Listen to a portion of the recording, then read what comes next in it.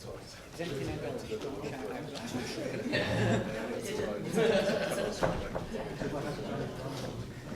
out. After you turn it off, of course, like every time you take in the rehearsal,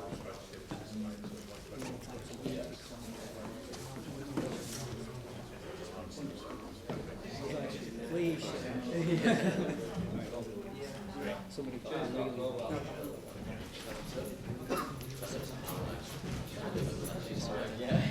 chili balls.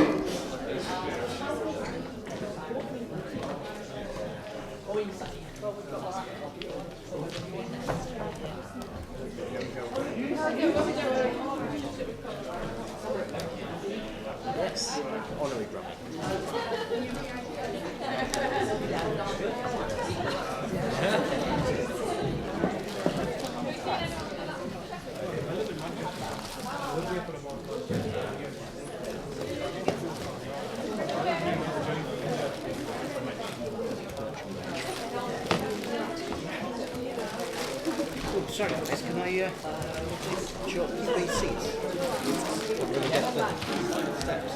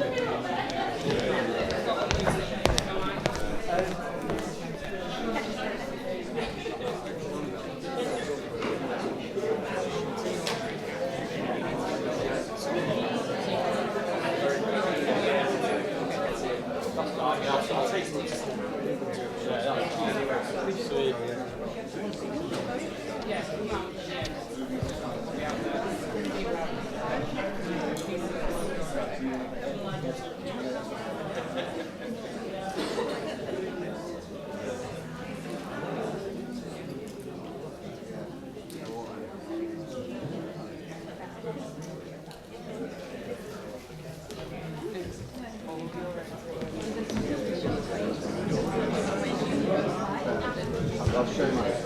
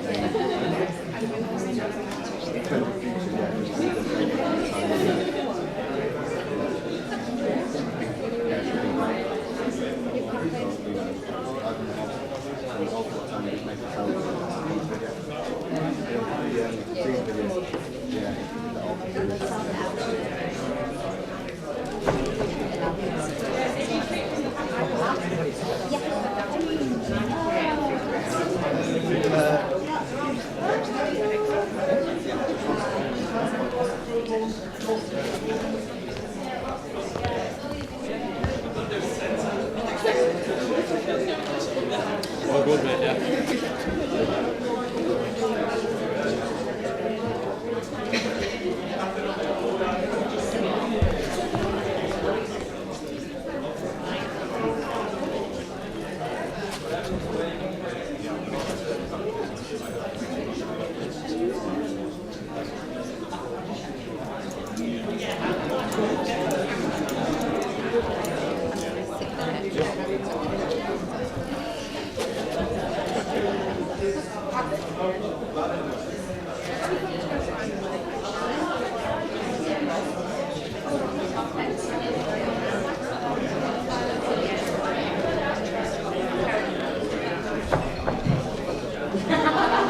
I'll go and get you. I'll get your bottle.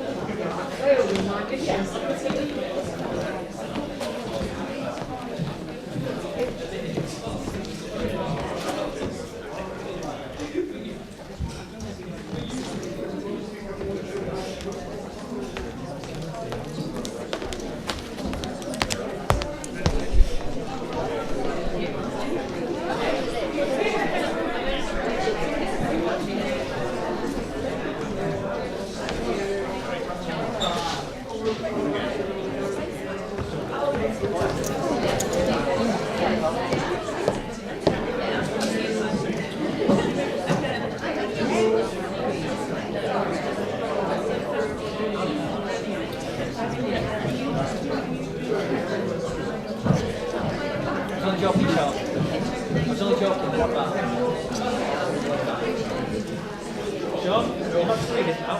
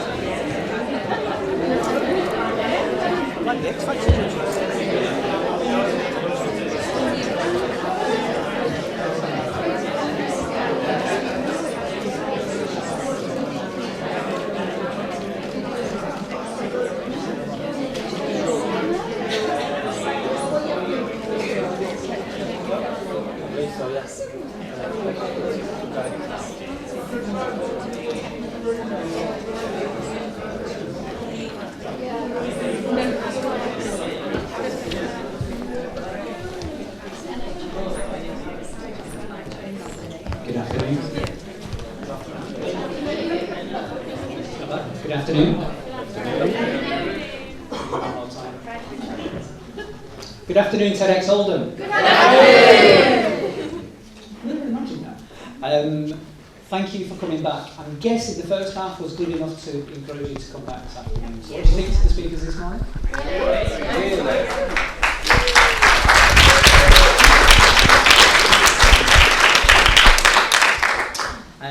Ready? Have we got some tweet players images? We do.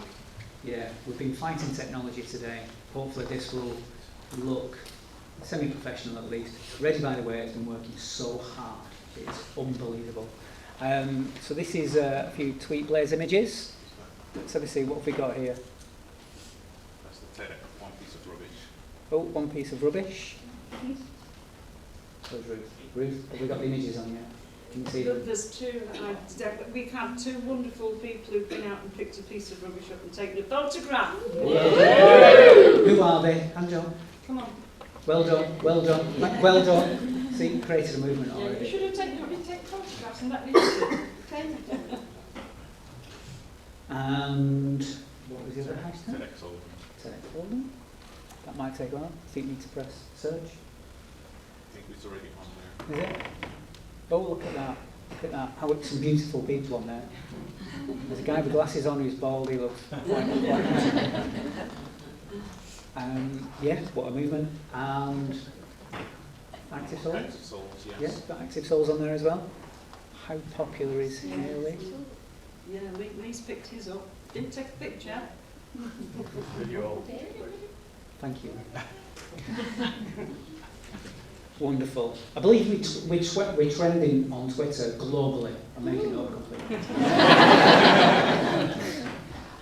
We're going to get some figures to you later, I'm sure. I'm sure it's in the multiples of thousands. You know what Twitter's like, it takes a while.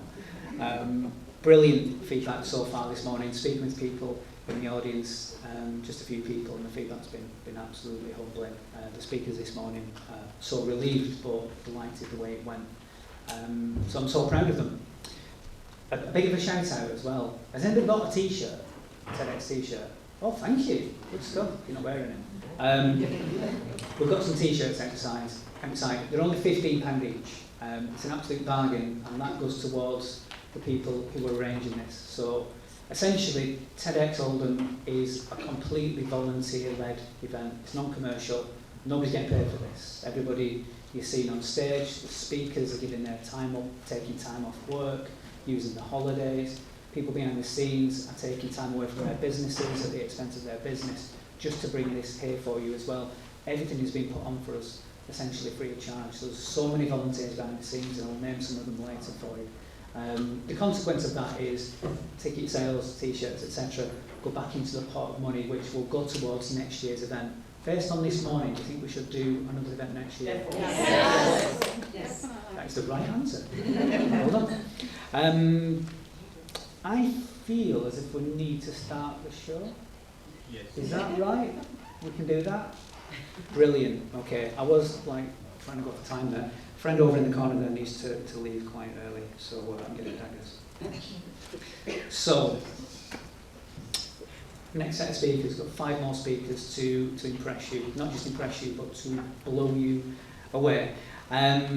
Next person, I read the application for this person and I thought, my word, this is a really, really important message, but people don't talk about it. There's a bit of an oxymoron in the message here.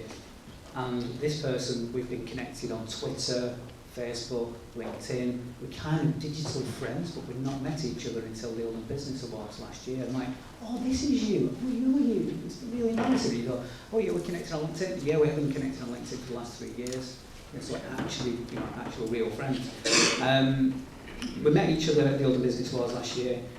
She submitted her talk, and I thought, this is such an important message. I want you to learn more about social media.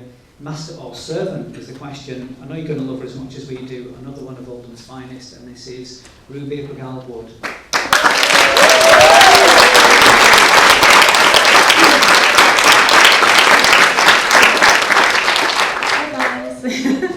So, I was out having dinner with friends recently. In fact, that particular day, I hadn't eaten much. I was having one of those days. You know when you're just so busy, you don't even have time to go to the loo, let alone eat? So I was having one of those days. Anyway, we're in this restaurant, ordered our food, it arrives, smells amazing, and I'm like, yeah, get in my belly. When out the corner of my eye, I see my friend stand on her chair with her phone. And she's like, no, guys, don't start eating just yet. I want to get a picture. And I'm like, what's going on? She starts pulling our plates towards her and arranging them like this and hovering over the table like that. The entire time, I'm just thinking this, if it worked. Ah, is it there? I'm thinking that. Give me back my food. I just want to eat. That really was me. I like my food. Have you ever been in a situation like that? It's like proper crazy. Why do we do that to ourselves? Why do we feel the need to capture our lives in such a staged way? Why not just be? Instead, we feel this need to have social validation that we're living our best life.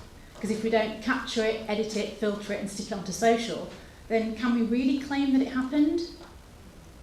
Over 80% of our social media posts are announcements of our own experiences, so what we are up to. And this compares with 30 to 40% when we're offline. So when we're online, it's more about the me and the I, and less so about the we and the you. Have you ever noticed when you open up the Facebook app on your smartphone, first thing it'll ask is, what's on your mind? Similar to Instagram, add to your story, it encourages at the top of the screen. We're being nudged daily into sharing something, anything, about what we're doing, where we're going, who we're seeing. And coupled with this incessant need to keep sharing, those versions of ourselves that we're crafting come with this inbuilt need for a stamp of approval in the shape of likes and follows. Now, don't get me wrong, what I'm not saying is that social media is bad. I mean, for starters, my own business is built on that world. I help small business owners to harness its power in order to grow. It can be a great space for finding and connecting with new people, discovering enriching opportunities. I imagine many of you here today heard about this event having seen a post on social. But there's another, less aesthetically pleasing side to the social media coin. One that has us becoming unknowingly hooked into craving and needing the validation of others to the point that it's paralysing us, preventing us from taking action and damaging our mental health. I'd like to share something with you that I haven't actually spoken about outside of my own family before.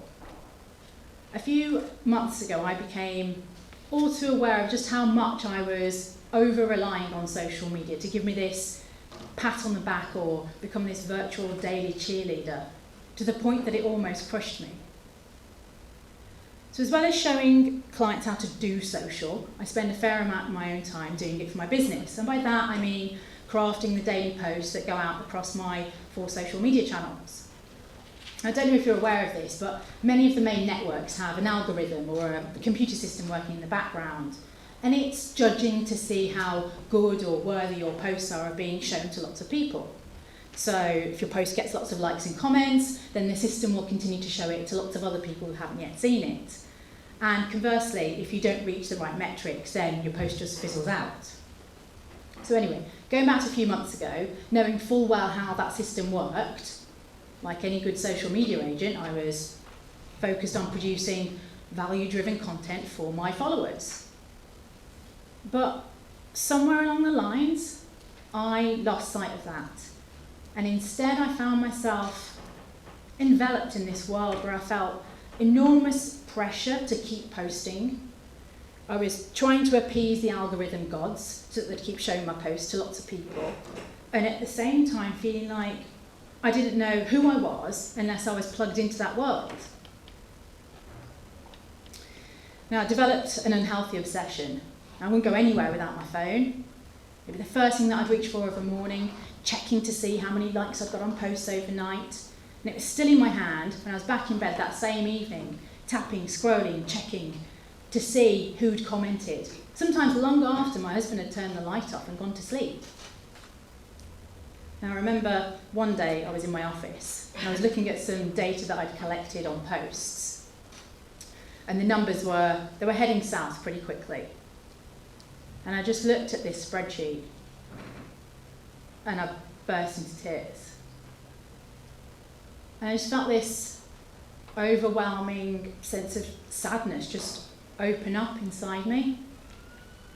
And the irony was, the business was doing really well, so the company was getting known, revenue was good, but I couldn't see any of that good stuff. All I could focus on was the fact that people weren't using their thumbs to double tap and show me some love. I remember one night my husband came home and said, "Look, you don't seem yourself. What's going on? Talk to me." And I remember trying to explain to him how it was that I felt. And it was only when I heard myself out loud that I realised just how meaningless my efforts had become. I was also tremendously confused because here I was, a social media coach, trying to empower others, whilst at the same time feeling like I was a prisoner inside the very world on which I'd built my entire livelihood on. And that really messed with my head. Leading US psychologist Sherry Turkle said it best when she wrote, "We expect more from technology and less from each other." How? How had I allowed myself to become like this? I needed to find out why this was happening. So I started to read up and educate myself on that other side of the social media coin. And what I discovered was that anxiety that I felt, the sleeplessness I was going through, these are all consequences of the very design features that are being built into the very fabric of many networks. So this stuff isn't happening purely by accident. There are teams of people, usually consisting of young white men out in Silicon Valley, whose sole purpose is to design social media networks in such a way that they keep us hooked. Why? Because the longer they've got the attention of our eyeballs and our input, the more that they can charge for advertising and data. So those same app designers are tasked with creating rewards for us, baiting us with questions such as, "What's on your mind?" Or sending us little notifications that our name's cropped up in a post somehow, but they won't tell us exactly how until we open the app and dive in, which, of course, we do. So one time we open the app and you realise that you've got a few more likes on your post. Great. As a reward, you get a hit of dopamine because it feels good to be liked. Another time you open the app, there was just somebody else commenting on a post that you'd commented on a few hours ago, so no dopamine that time. Just a dose of disappointment. And it's that will it, won't it, variable reward factor, as they call it, that keeps us tapping and checking for more, kind of just in case. The comparison factor, that's another hook. So let me just give you a quick example. Something like Instagram or Twitter. At its very base level, it tells you two things. How many people like your posts and how many people follow you. But it also displays those two sets of figures for everybody else to see. So what do we naturally do when we know we can see everybody else's numbers? We start to compare ours with theirs. How come that person's got more followers than I have? How come their post got more likes than mine did? And for some of us, like me, you can start to obsess over these vanity metrics. And we quickly forget why we went onto social media in the first place, which was to be social, or to stimulate relationships with prospective customers, or find like-minded people and meet up with them. But instead, we get caught up in these numbers that mean nothing and lead nowhere. The only place that they lead to are places where people feel sad, lonely, and even alienated. When you keep receiving those doses of disappointment, how motivated are you to want to change or influence the world around you? I know I certainly wasn't.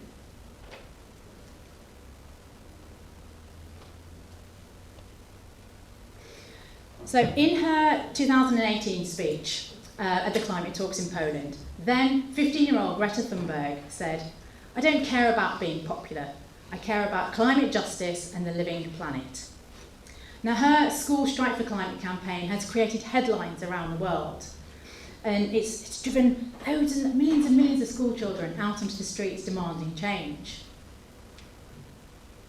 Now, in terms of kind of like whether or not you like what she's done is use the mass amplification of social media in order to drive awareness of what she's doing.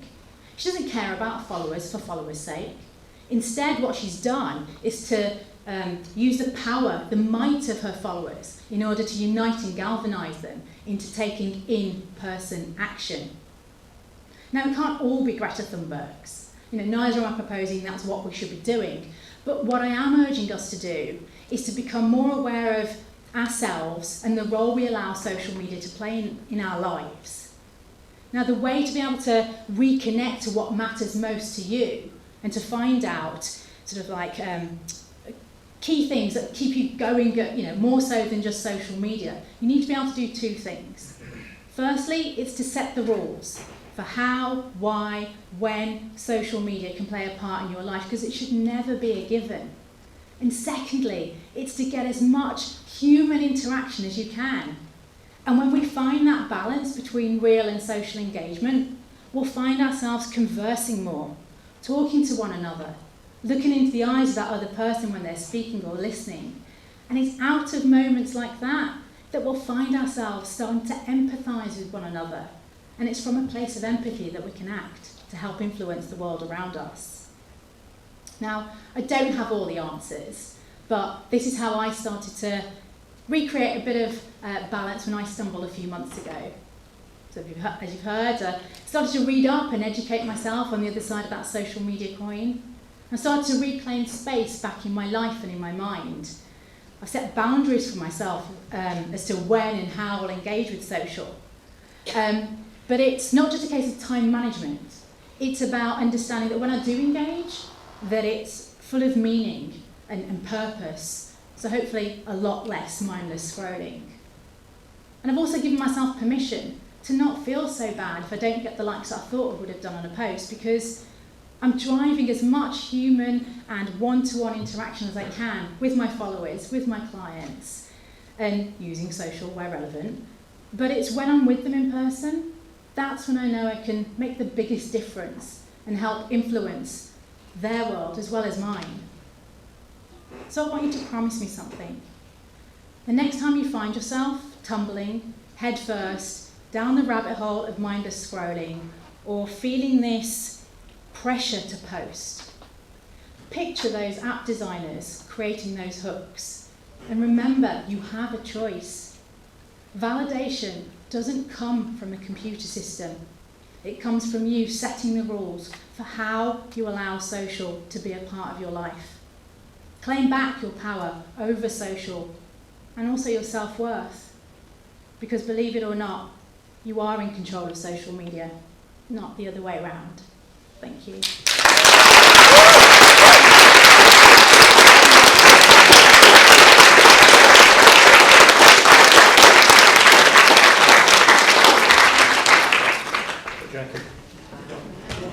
True, isn't it? Get your phones away. Tweeting away. It was brilliant. So impressed, and we saw her auditions. She started off great and just got better and better and better. And I think that's a very accomplished speaker you've just seen there. Next speaker. Wow. So I like to run. Some of you might know that I like to run, and I've been inspired by people who do long distance running, marathons in particular, ultra marathons, and especially those who do them around the world. That's something I really want to do. Connected with a few people on social media. I've been following them, following their exploits around the world, and I think we'll go one day. But who are these people who arrange these events? As it happened, we got an application from somebody who does such a thing. I could tell you a lot about him, but the thing what stands out now to us as TEDxers is his treacle voice. Unbelievable. I think even the guys fancy him now when he speaks. Obviously not myself. No offence. His talk is simple yet powerful. It's amazing. It's called How to Save the World. And it's my privilege to introduce you to Mr. Henry Blanchard.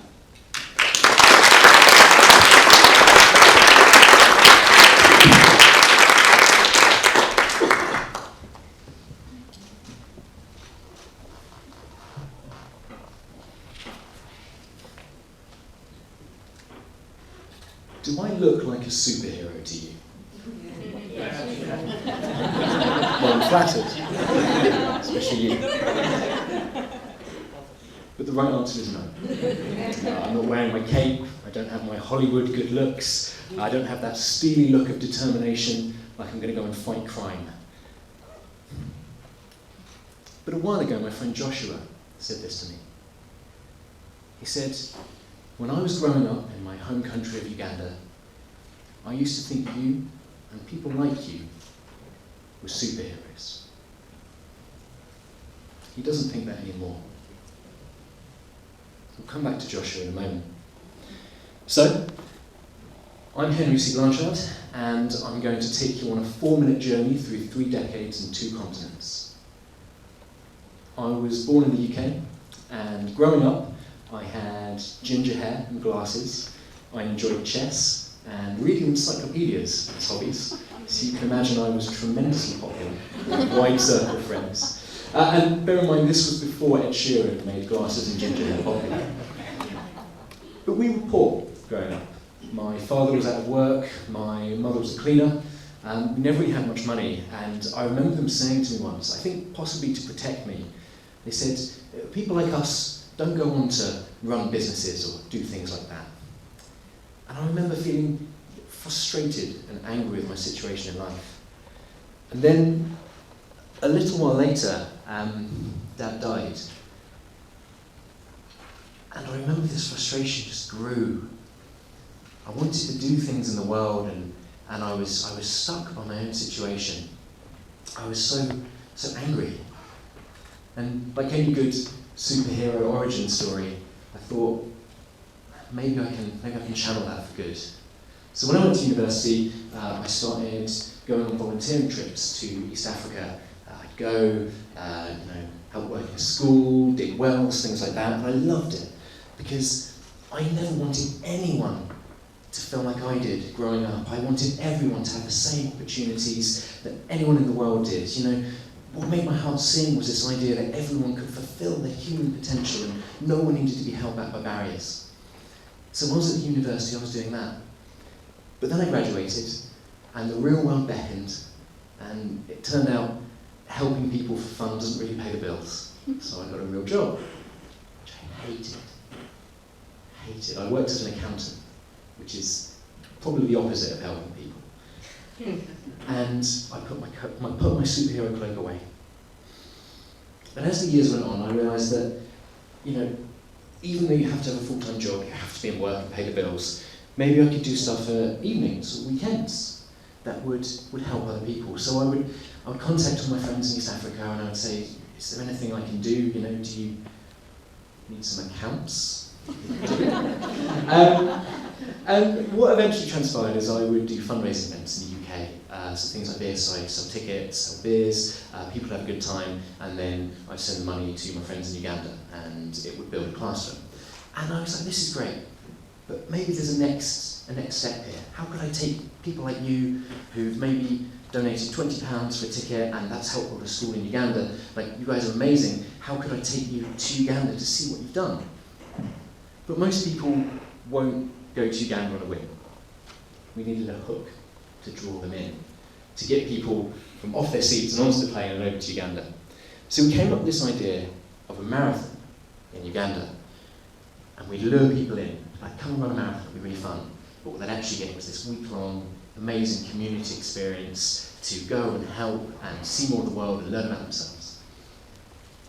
And it turned out that I couldn't do both. I couldn't be an accountant and set this thing up in Uganda. So I quit my job, and I put my superhero cloak very firmly on, gave away all my possessions, got on a flight, moved to Uganda, and set up the Uganda Marathon. Now, fast forward 5 years to the present day. The Uganda Marathon is the largest fundraising event in Uganda.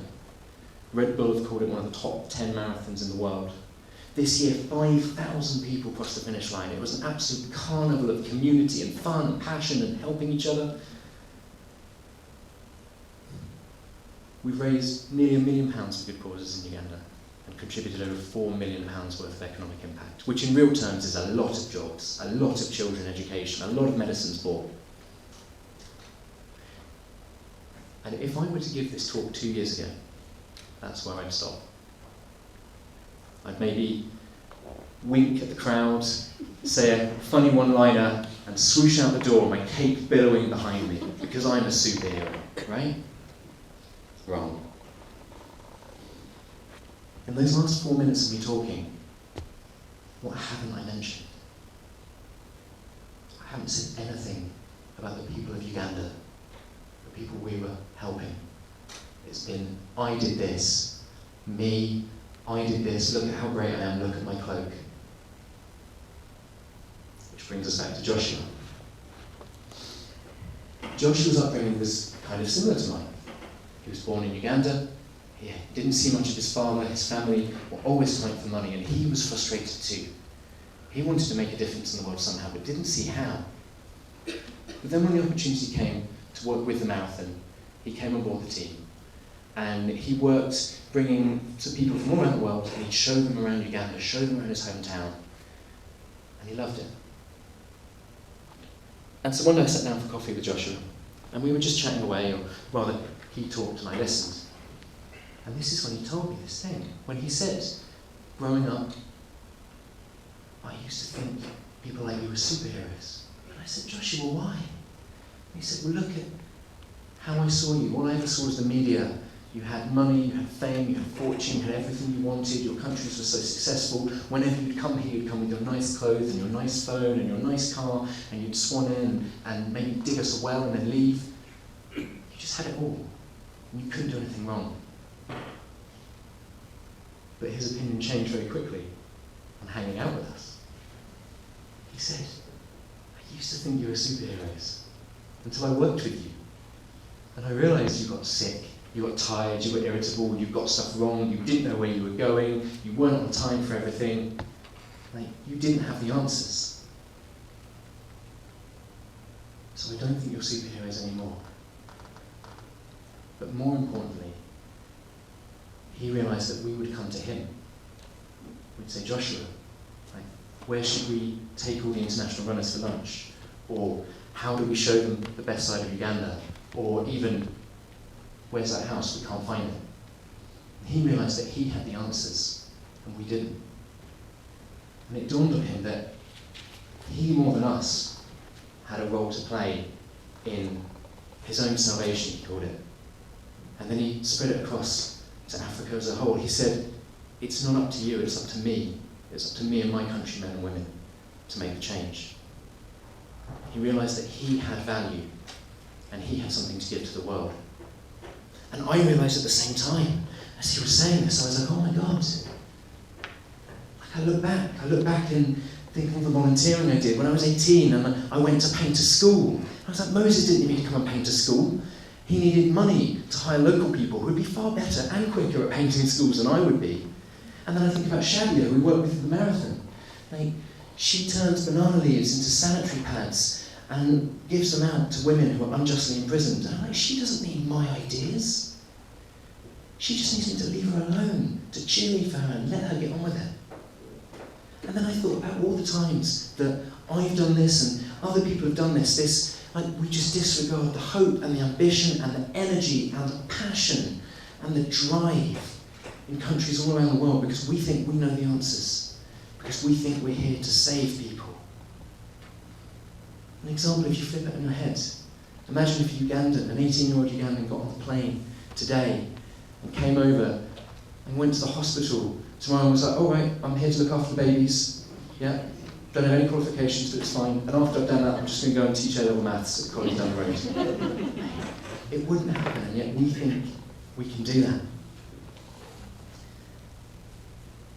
It creates a dangerous dynamic, this idea of thinking we're superheroes and we know what to do. Because what does a superhero do? Hi, I'm here to save the day. And what do the people they save do? They're sort of carrying away, waiting to be saved. They're like, oh my God, thank God you're here. We're waiting for you, we needed you. Why do you think superhero films have so many sequels? Because they don't finish the problem. They create this dependency. It's like, oh, Batman's got to come back for the 5th time. If you hold a hammer, everything starts to look like a nail.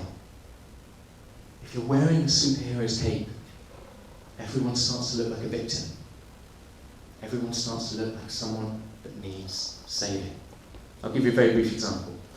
A lot of the time when people come over to Uganda or many countries around the world, they want to bring things. Like, oh, I want to be helpful, I want to bring things. And one of the most common ones is pens. Fantastic. Well, what happens is you come to school with a load of pens and you start handing them out, but you've just got to this school, you don't know which children are from poor families, which children don't need pens. You're just handing them out willy-nilly. Some children won't get them. Some children get loads. You know what kids are like when some have something and others don't. But then, what happens is you have Gloria, who works in a little shop down the road from the school. And what does she sell? She sells stationery and pens. And suddenly, her whole customer segment's gone. They don't need pens anymore because you've just given them a load.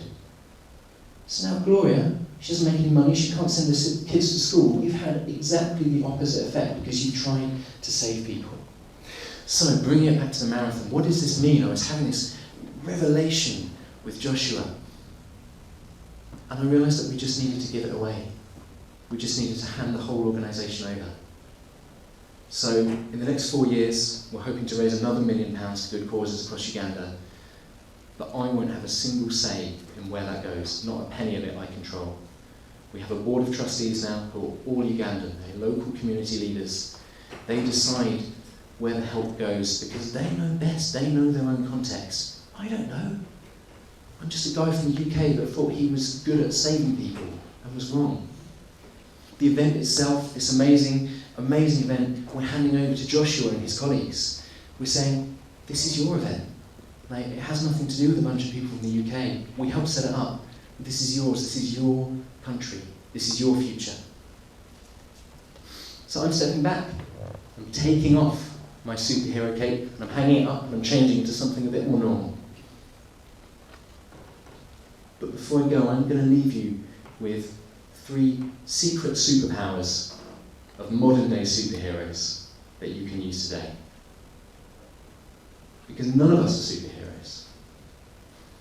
We're all ordinary people. That doesn't mean we can't change the world. And here's how we do it. Your first secret superpower is first you ask yourself, why am I trying to help these people? Am I doing it for me? Am I doing it for a selfie, for a cool picture on Instagram that shows that I'm a good person?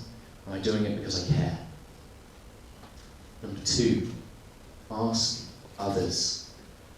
Listen before you speak, learn before you act. There are so many amazing leaders all around the world who are doing things already. Our job is to support and uplift them, not barge in with our own new ideas. Hey, have you tried this? Of course they've tried it. They've lived there for 50 years. Finally, work together. Don't try and lead. Don't try and come into somewhere you don't know and lead. Work together, collaboratively. Those are your 3 modern superpowers that could make you a modern-day superhero. And I'll leave you with this one thought. I think it's no exaggeration to say that if Bruce Wayne had spent all the money he spent on the Batcave and the Batmobile and his gadgets, he'd have spent all of that on after-school clubs and early interventions for youth offenders. He would have prevented more crime. And if he'd have taken all that money and bought mosquito nets for children in at-risk malarial areas, he would have saved more lives. It's not sexy. You're not going to get a great Instagram photo out of it. But it works.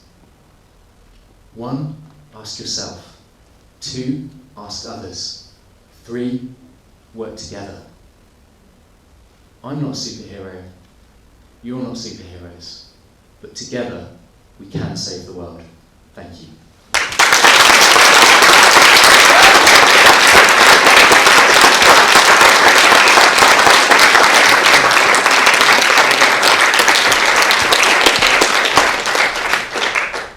What do you reckon? Yeah. It's good though, isn't it? I love that. Can I have a cake back now? Well, these talks are amazing, I'm sure you agree. I've learnt a lot already. Has anybody got any secrets? Don't share them with me now. Has anybody got any secrets? Our next speaker is one of the bravest people I know. He's willing to share some of the most amazing secrets. Authentically, brave, powerful, and it's really difficult not to be moved by this story. If I just tell you that, the title of this talk is called Why a Breakdown Could Be the Best Thing That Can Happen to You. Well, that might change your opinion of mental health. I want to introduce you to a friend of mine for almost 10 years, somebody also from Oldham, somebody I love and respect a lot, Lisa G.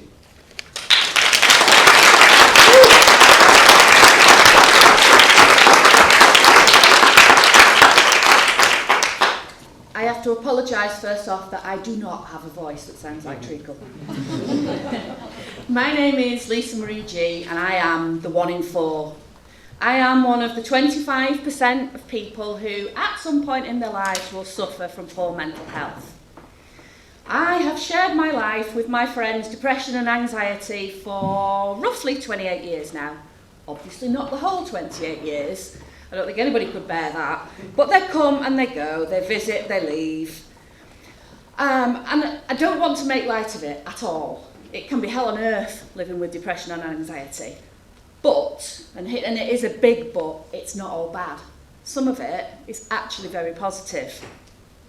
I genuinely believe that suffering from poor mental health and recovering from it can make you a better, stronger person. And I am living proof of that. I can honestly say that if I hadn't had my breakdown 16 years ago, definitely wouldn't be stood before you now. I was working 60-hour weeks in London in a high-powered job. I was a high-flying career girl when I had my breakdown. I hadn't even given any thought to having a family, nothing like that. I was just focused on what I wanted to do with my career. And then I had my breakdown and I came home and my mum nursed me back to health. And I started to reassess my life. And now, I am mother to 2 absolutely beautiful children, Gabrielle and Flynn, who, had I not had my breakdown, I'm absolutely convinced I would never have become a mother. It hadn't even occurred to me that I wanted children. And as well as that, I now run my own business. And my life is on a totally different trajectory than it was, or than it would have been if I hadn't have had my breakdown. So, when I'm not saying, obviously, since I became a mum, that life's been perfect. Absolutely far from it. I had postnatal depression twice, after both births. But in the depths of that, I actually rekindled a very old, long-forgotten interest in photography. And encouraged by my family, sorry, that shouldn't be there.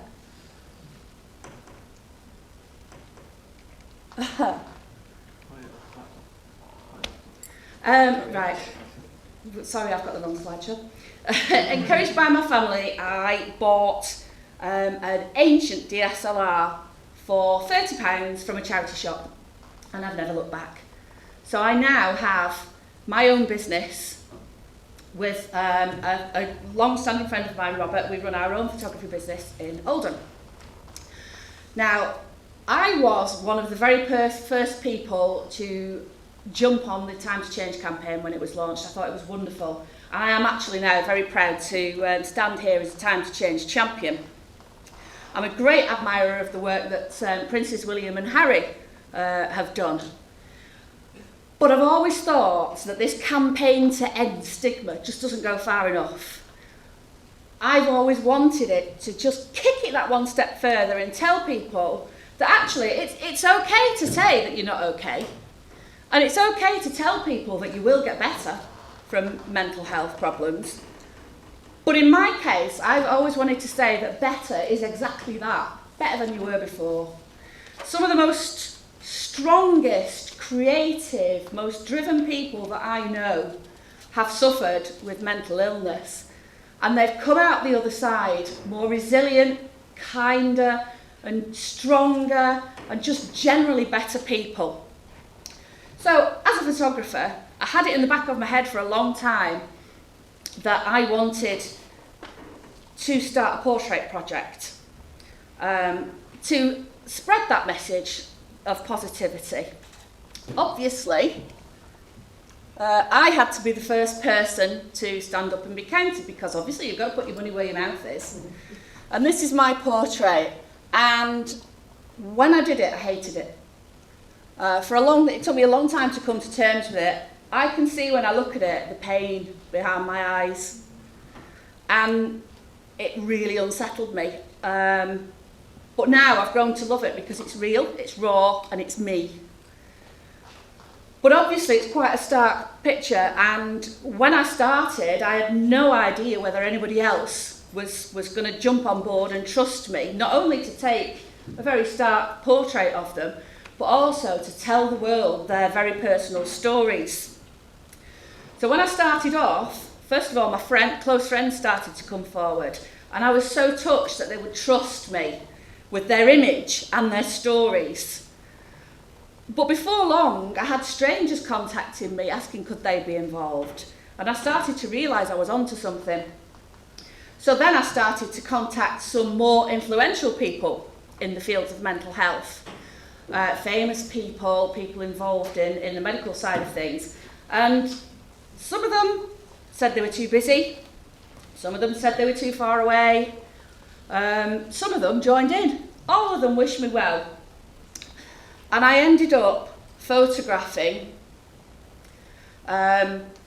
several authors, a couple of mental health bloggers, a CBBC presenter, a drag queen, and a rock star. But more of that later. So the project was really taking off. We set up a blog, a YouTube page, and a Facebook page. We were recording people's stories, and it was all going really well. But what I really wanted was an exhibition. So I showed a couple of the portraits to Gallery Oldham, and they offered me my own exhibition 2 months last autumn in this very building. So the next 6 months after that were taken up in a whirl of getting the portraits together, getting them printed, framed, talking to Mind, fundraising. We had a crowdfunding campaign going to pay for the whole thing. And it all culminated in the Mayor of Oldham coming to open my very own Open Shutters exhibition in this building on the 15th of September last year, in front of a crowd of some of the portrait subjects and my friends and family. Really proud day. Mission accomplished. And that, you'd think, might be the end of the story. But actually, it was the beginning of a whole new chapter. Because on the day that my exhibition opened, my marriage fell apart. My husband and I, we've been going through a rocky patch.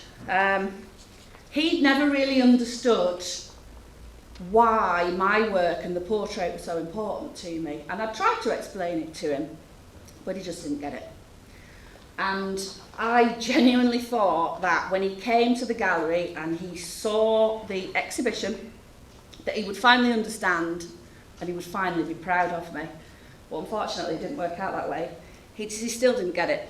And in fact, he told me he thought that the whole thing was a complete waste of my time, money and energy. And I was absolutely devastated. I was there, I was giving media interviews, people were patting me on the back saying what a great job I'd done and how wonderful it was that I was promoting positive mental health. I'd got loads of media coverage and I'm doing all these interviews talking about how wonderful it is to recover from mental health issues, and all the time I felt like I was dying inside. And I felt like that for quite a long time afterwards too. In fact, I lost all interest in the exhibition. It just completely ruined it for me. I just totally felt like I was dying inside. I couldn't look at any of the pictures, and I refused to come to the gallery. And then one day, Robert, my business partner, said enough was enough, and he hauled me down here and he sat me on the bench in the gallery and told me to look at what I'd managed to achieve. The exhibition was 32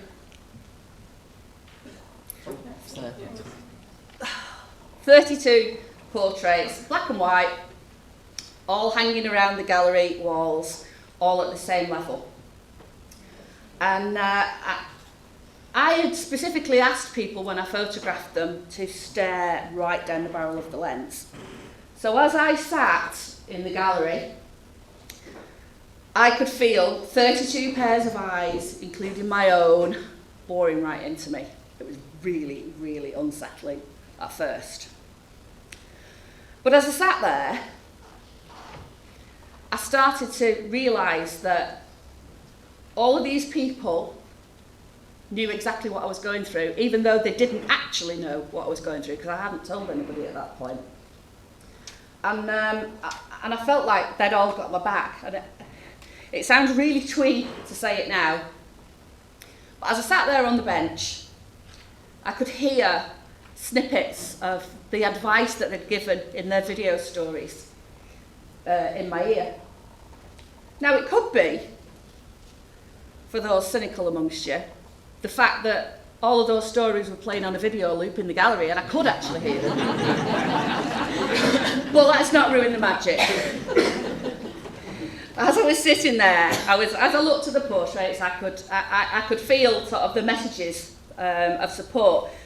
They'd all had really interesting things to say to me when I talked to them about their stories. Everybody had a different perspective, and there were many ideas that hadn't occurred to me at the time until I spoke to them. But the one thing that they all said without fail was, you must talk. You must talk to somebody, just talk. And so that's what I did. I told everybody what was going on. I talked to everybody around me. I was really open about it. And gradually, I started to feel better. I started visiting the gallery more often. It was a confidence boost to sit there and look round at them. And weirdly, again, their attitudes towards me seemed to change depending on what sort of day I was having, what sort of advice I needed. Some days I would go in and they would all seem to be sympathetic and kind and sort of giving me the message that, you know, come on, you'll get better. And other days, they would give me a metaphorical kick up the bottom and tell me to just get on with it and stop wallowing. And gradually, my squad helped me get through it and feel better. So I would like, if I may, to share a couple of the messages of some of the portraits that gave to me. Now, this is Sarah. Sarah's a good friend of mine. At the time I took a photograph, she was studying for her bar exams. And I questioned why she would want to be involved in such a public project as this when she was working towards a career as a barrister. And she said, oh, simple. She said, this is the first time in my life I've ever felt like I was part of a gang. And Chris, he was a really good friend of mine and probably the first person to agree to be involved in the project. He's always supported everything I've ever done. And his advice, as you can see, was simple and very effective. Allow yourself to fall. Somewhere, somehow, someone will catch you. And that's exactly what I did. Darren won't mind me telling you that both of us cried when we recorded his video and his story. He's one of the most inspirational people I have ever met and would absolutely back up the theory that running and movement will help your mental health. One night, he was standing on a damn wall, about to jump. And something, he doesn't know to this day what, made him stop, turn around, go home and put his trainers on and go for a run. And he ran for a mile. And when he got home, he felt a little bit better. So the next day, he put his trainers on again and went for another run. And he felt a little bit better again. Long story short, last year, Darren did a 62-mile ultramarathon. He's an absolute inspiration to me. Jack was a complete force of nature. He had me in absolute hysterics with his tales of hallucinating, being chased by aliens at the height of his psychosis. But he came out of it, and at 21, had his first novel published, and he's running his own mental health foundation. And I'm now, a couple of years down the line, just about to shoot the cover for his second novel. And his message was basically, if you're living every single day, you're winning. Jenny does a very important work in schools with young people and mental health. And she basically reminded me that this too shall pass. However I was feeling, it wasn't going to last forever. And like the seasons, it would get better, things would change and I would get better. Katie got what I was trying to say from the absolute beginning. I could have cheered when she told me that people often say to her if she could take a magic pill and get rid of her mental health conditions, would she? And she said, no, absolutely not. Because they make her what she is. And they've made her stronger and kinder and passionate and given her a different perspective. And she genuinely believes that the positives of her diagnosis massively outweigh the negatives.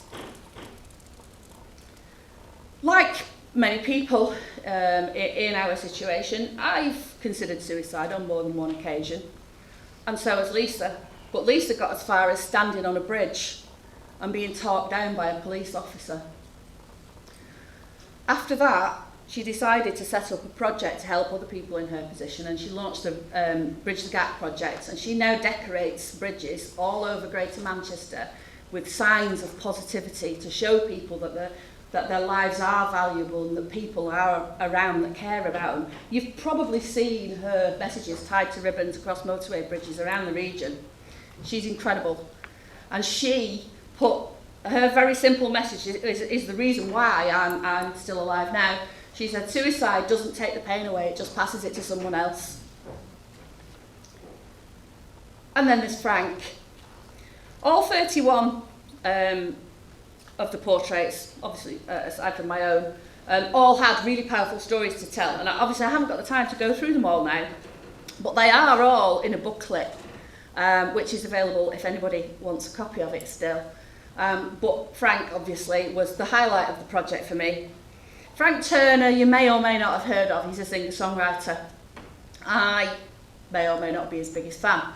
And I knew he was an ambassador for CALM, the campaign against living miserably. So I sent him a cheeky email telling him about the project and asking did he fancy being involved. 24 hours later, I found myself in Manchester, interviewing him, photographing him and pinching myself. He was, knowing that he got it and wanted to be involved, really reinforced to me the value of what I was trying to do.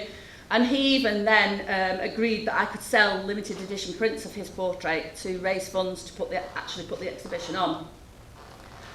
And it was a total pinch me moment meeting him.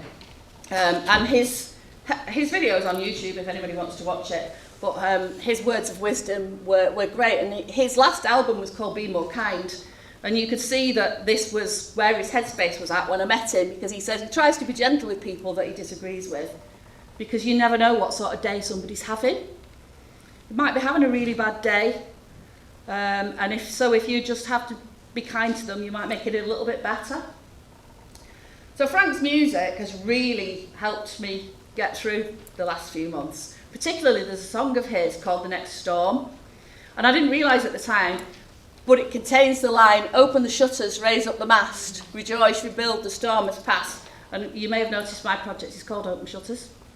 I didn't know at the time, but it's kind of now become a bit of an anthem for the project. So anyway, very long story short, we are now 9-10 months on from the opening of the exhibition, and I am now colourful. I am, with the help of my squad, I am in a much, much better place. I am happy, I am strong, I am resilient, and I am, it takes guts to stand here and talk to all you people. So the moral of the story is, I set out to teach the world a lesson, and along the way, never thought that I was going to have to relearn that lesson for myself first. But I did, and I'm much better for it. And so that really is the end of the story. Or this story anyway. I've got a cracking idea for my next project.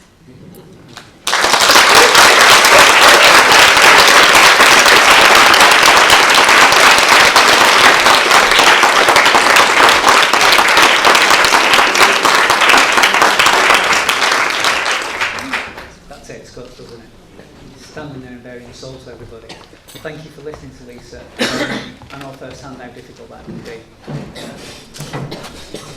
Our next speaker, absolutely amazing. Oh, you're fighting together. Has somebody broken window? Our next speaker absolutely blew us away with his application. And I think it's not just the words, but the visions that he created in his application just got us hooked, curious. We just wanted to know more about this person.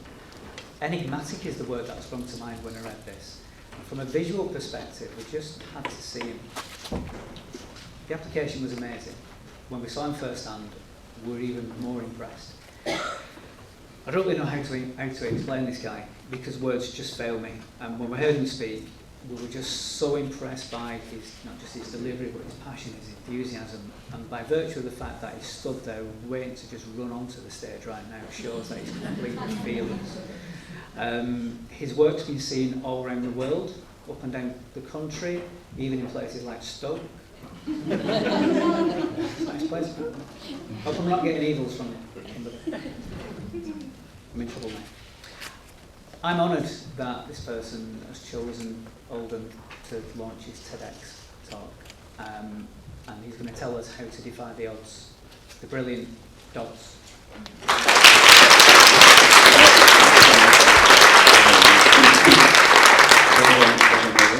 Just going to move this out of the way. Okay.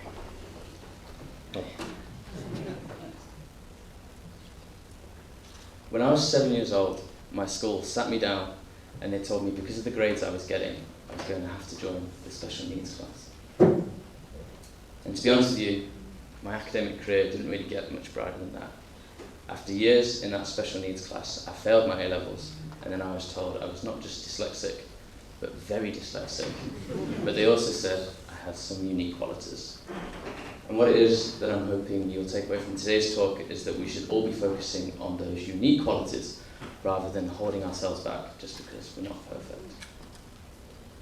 It's my opinion that everybody here and everybody on the live streams deserves to be both happy and fulfilled, but what is often the case is people feel like they don't deserve to be happy because they're told they're not good enough or they're told to conform to society's norms. And what I'm here to do, and what my art is here to do, is to tell you that conforming is boring. So defy the odds. Defy the odds is an idea that I hope will live on much longer than I do and continue to inspire people long after I'm gone. But top line, defy the odds is simply a positive outlook on life. It's a mentality that you can achieve anything you want to if you set your mind to it. To dig down a little deeper, I think there's 4 ingredients that makes up that mentality. It's those ingredients I'm going to go through now, and it's those ingredients I hope you can apply to your own situation. And just as the TEDx theme suggests, you'll instantly be able to start improving your world. Ingredient number 1, attitude, and probably the most important ingredient for me. I often feel like the word impossible is used to describe problems that in fact are very possible to solve. Whenever I hit one of these hurdles, and you'll see in my journey there'll be these problems, there's also always a solution. Whenever I hit one, I always think to myself, there simply has to be a way. It should really be impossible for me to inspire a whole city, Stoke-on-Trent, at 19. It should be impossible for me to be travelling the world at 22, making YouTube videos, and it should definitely be impossible for me to be stood here today in front of you guys at 25. I'd hate for you not to fulfil your full potential just because you couldn't see past that hurdle. Remember, there simply has to be a way. And that brings me on to my first problem at 16, when, as I said, my academic career didn't really pan out as well as I'd hoped, but I really wanted to go to university. Everybody had told me it was the best time of their life, and I didn't want to miss out. So my solution and my way of getting into uni was, for the first time in my life, first time since I was a kid, I picked up a pencil and I drew this picture. And although it doesn't look like much, at that time it made me realise that I really enjoyed being creative. And this picture actually inspired me to create a graphic design company called Gingerbread Graphics. And that company went on to do works for the likes of James Corden, and it was doing work like this that made me realise I was going to be creative for the rest of my life. That inspired an art exhibition called A Wolf in Sheep's Clothing that actually had to close down 2 days early. And that was due to the fact that everything had been sold, so there was nothing left on the walls. And that was due to the fact that there was a 400% increase on attendance for that gallery space. So I put all that in a portfolio. I showed Staffordshire University, my hometown, and they let me in. So I studied graphic design, so job done. And that brings me on to ingredient number 2, self-belief. So everybody at that time didn't think I was going to get into university. They said I was thick, and they said I would never amount to anything. But to give them some credit, all the evidence at that time did back up their claims. So I can't stay mad. But there was something just deep down inside of me that just truly believed what they were telling me was in fact wrong. And in fact, I had a value to add to the world. And that's why A Wolf in Sheep's Clothing was called that, because I just truly believed that I was different. And in fact, I decided to, last year, tackle that label that people had put on me. And just out of interest, I took an IQ test. And interestingly, and although a lot of my friends will definitely disagree with this, I've got an IQ in the top 2% of the country. So what does that mean? Hold your applause, please. So what does that mean? That means that people's assumption of you can often be wrong. That means don't let anybody put you in a box and tell you that you can only be this thing. And more importantly, if they do put you in that box, don't limit yourself by just playing up to that role, because your potential is truly limitless. However, at university, I found myself very limited. And although I liked being creative, what I enjoyed was having full creative control of what I was putting out. So just as last time I picked up a pencil, this time I picked up a spray can, and I became the anonymous street artist known as Professor Pigment. The idea behind my work was simple. If people don't enjoy their 9 to 5, hopefully I could make them laugh or even inspire them on the way home from work. So my work was light-hearted, celebrating local stories with this defy the odds positive mentality, and I thought it was a great idea. However, what became very quickly apparent is Stoke-on-Trent did not appreciate my artistic licensing. And I got a lot of hate mail and even some death threats at the very beginning. But the solution to this problem was incredibly simple. I simply did not care. For the first time in my life, I'm completely free. I'm being as creative as I like, and more importantly, I'm putting out the message that I want to put out. So for the next 3 years, I continued to put out these positive, light-hearted pieces of work, and people's perception really started to change. We went from hate mail and death threats to people getting tattoos of my work and even sending me fan art. There was this huge buzz around Stoke-on-Trent. Who the hell is Professor Pigment? And how the hell is he getting away with these pieces of work? But at the time, I just thought all this media attention that it was getting was hilarious. Everybody in Stoke-on-Trent was talking about Pro Pig, but the work was coming out of this tiny little student bedroom which I'd made into a makeshift secret studio, which meant that I had to sleep on the floor. And all of that attention came to a point in my third year when I worked with the council to create a tourist attraction called Trail and Error. It was 25 pieces of street art, 3 sold-out exhibitions, and a documentary playing on repeat, which documented my secret life as a street artist. And in fact, it was at that premiere that I revealed my identity and took possibly the cringiest photo I've ever taken. So I don't include it. But what was more important is I revealed that Professor Pigment was going to be no more. My name was in fact Dodds, and my message was clear: defy the odds. I didn't know it at the time, but that tourist attraction was later credited for bringing pride back to Stoke-on-Trent, for making people proud of saying where they were from, which wasn't necessarily always the case 3 years prior. It even inspired Stoke to bid for City of Culture for 2021. All I knew at the time is I was travelling up and down the country, doing lots of media interviews about the exhibitions, about the reveal, and at the same time, a video had been put online of me paying my parents' mortgage off at my graduation with the money I'd made from those exhibitions, which went viral and only added to the media exposure. To be honest with you, it was a bit of a crazy summer, and I found myself at the end of it in Manchester with the simple dream of being a full-time artist, which is when I faced my next problem, and I realised although I was creatively driven, I wasn't exactly business-minded, and I quickly ran out of money. And that brings me on to the third ingredient, and not a piece of advice from me, but the best piece of advice I've received over the last couple of years. It's from the late and great Mac Miller. And he said, surround yourself with people who are better than you and try and be the hardest working person that you know. Now that's something I've always tried to do, whether that be going to the gym with people who are stronger than me and trying to catch up with them, or surrounding myself with artists who are better than me and trying to learn from them. And I hope when you leave today, you'll ask yourself this important question. Are the people around you adding to you, or are they in fact taking away? It's a question I asked myself when I got to Manchester, and I realised the solution was to add somebody who could learn business to me, which is where Social Chain come in. Social Chain are a global leading marketing agency, and the CEO, Stephen Bartlett, was 23 when I first met him. The perfect business mentor for me. Interestingly, he just started vlogging on his YouTube channel once a week, and I thought, if I can convince him to vlog every single day, I could be that videographer, even though I'd not picked up a camera really before, and I could be sat next to him learning business every single day. The problem is, Social Chain's a very fun place to work. With slides and bars and cute office dogs, they get a lot of applications, so you have to be creative. Interestingly, at that time, they'd just won a big award, so you could describe them as a big fish. And that's what I did when I bribed the building manager 4 beers to sneak me in, and I remote control flew a 5-foot inflatable fish into the office with a memory stick attached explaining what I just explained to you. And with that, I got in. And I spent the next 2 years travelling the world, making YouTube videos, and more importantly, learning business every single day. But every night, I was still honing my skills as an artist and trying to be the best that I could be.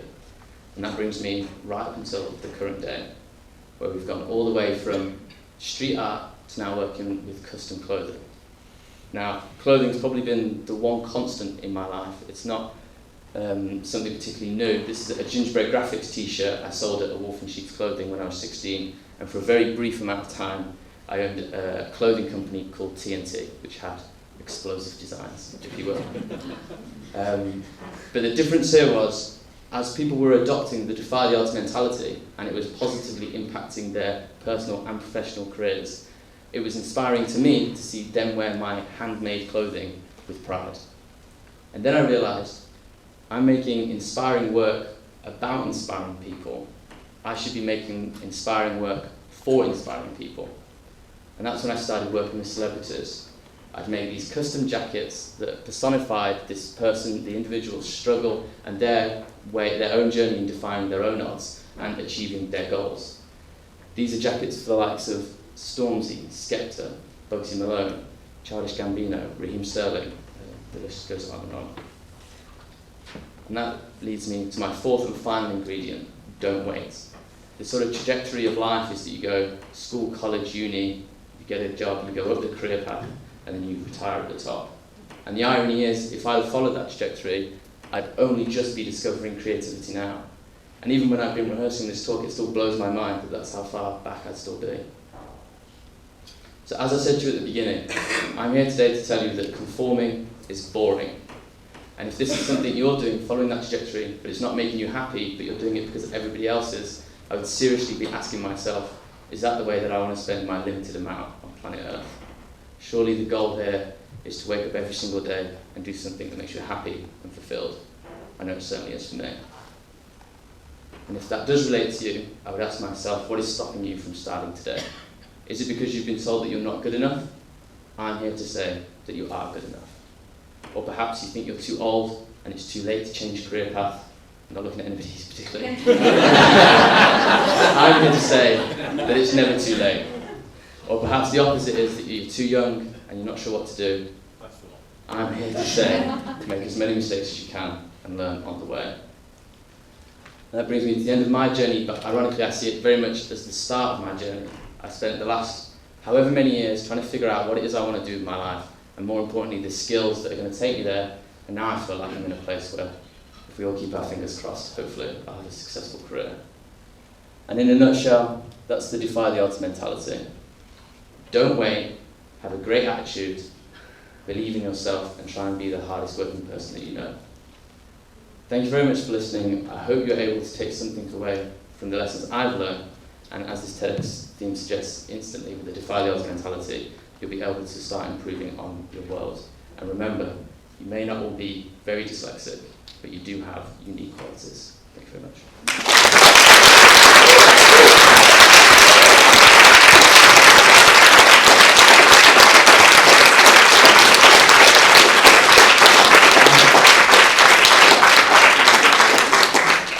What do you reckon? Did we do well with that? What a great guy as well. So humble as well, you know, some of the names he was dropping in there, but it just says it, it's like it's, you know, James Clark. Did you see his jacket? Did you? Dalton, are you there? He's left the building, he's on his way to Monte Carlo. Yeah, that's right. Can we have a look at your jacket again? That quote was the Bugs in the Lawn quote. Mac Miller. That's what I meant, yeah. So surround yourself with people who are better than you and try and be the hardest working person there. You've got to make an effort for you guys, obviously. One off.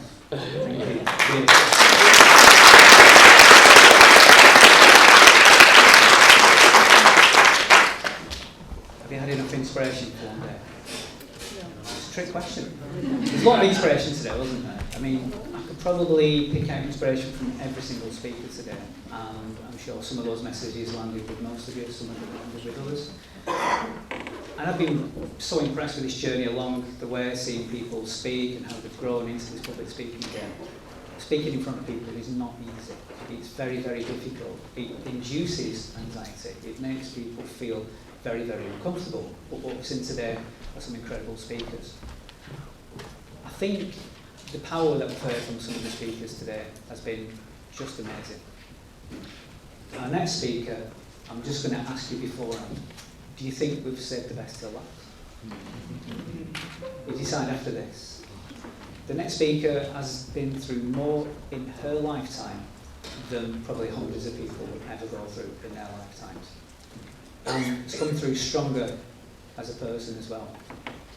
I can't wait to introduce you to somebody who has got a really important message to share. The message is saying no and standing up to injustice. I will beg your forgiveness in advance. English is not her first language, so she may need a few prompts. But believe me, when you hear the power coming out of her voice, you will not fail to be moved. I'd like to introduce you to one of Oldham's finest imports ever, Marja Babakarkhel.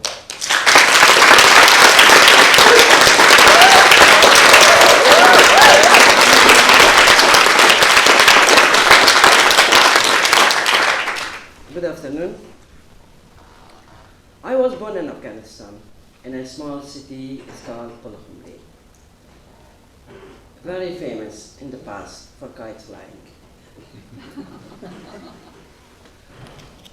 My parents were professional people. They loved education, and I grew up in a very professional family.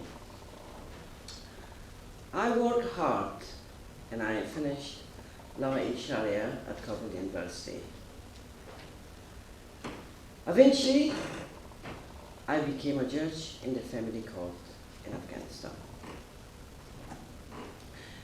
You notice that I said kite flying was popular with boys. I didn't mention girls. In the 90s, the Taliban were very strong in my country. The Taliban are against humanity, progress, democracy, and freedom. When it comes to women, they stopped women for all outdoor social activities, including kite flying. There is no kite, there is no flying. I think they want to turn the clock back. They start peace talk with us. It's like have their own MAGA campaign. You want what this is stand for? Make Afghanistan great again. But it is not at all. The Taliban time was the most stressful time, the most sad time for Afghani people in the history of Afghanistan. We cannot forget it. We want to move forward. We want to make a bright future for our generation in Afghanistan. I don't want to Afghani people, they go out from country. Afghanistan need the new generation to stay there and work for their countries. Obviously, as a judge, I wanted to make a difference. When it comes about women's rights, I remember one woman who came before me in the court. She was accused of adultery. Under the Taliban regime, the punishment would be death by stoning. I interviewed this young woman about her case. When I started to question her, she told me, "You don't know about my life. You don't know what I'm doing at home. I cook every day, 3 times a day, every day. When I finish, I lie down wherever I find a space, sometimes on the floor. Nobody cares about me. Nobody thinking about me. Even my husband never asked, where is my wife?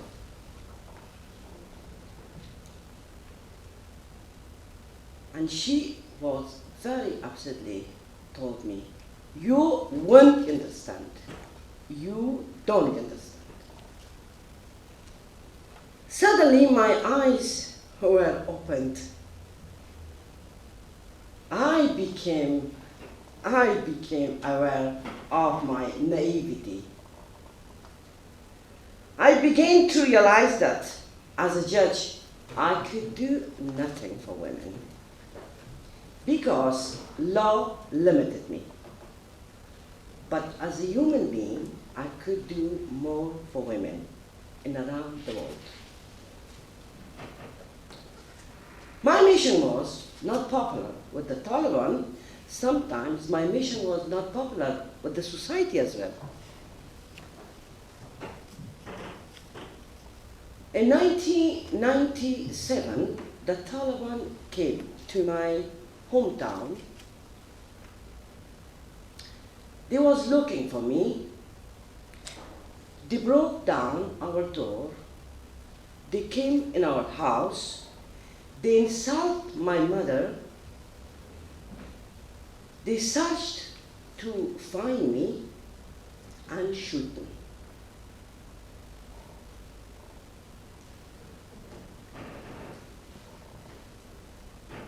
was a big shock for me, for my family, for my friends.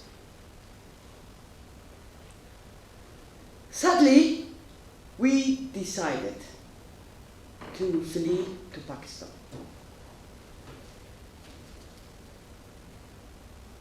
I have rebuilt my life again. I struggled with Urdu. I never moved in a different country before. The good news was, a friend told me about ANCB, Afghan NGOs Coordination Bureau.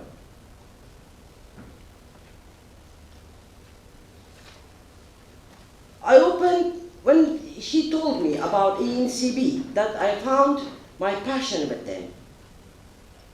I can work together with them. And already, when she told me about this story, my life was changed.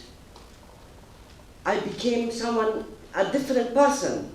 In 1994, I established an organization, Afghan Women Social and Cultural Organization, to change the behavior for women in Afghanistan for the positive way, to change the society, to become kind with women.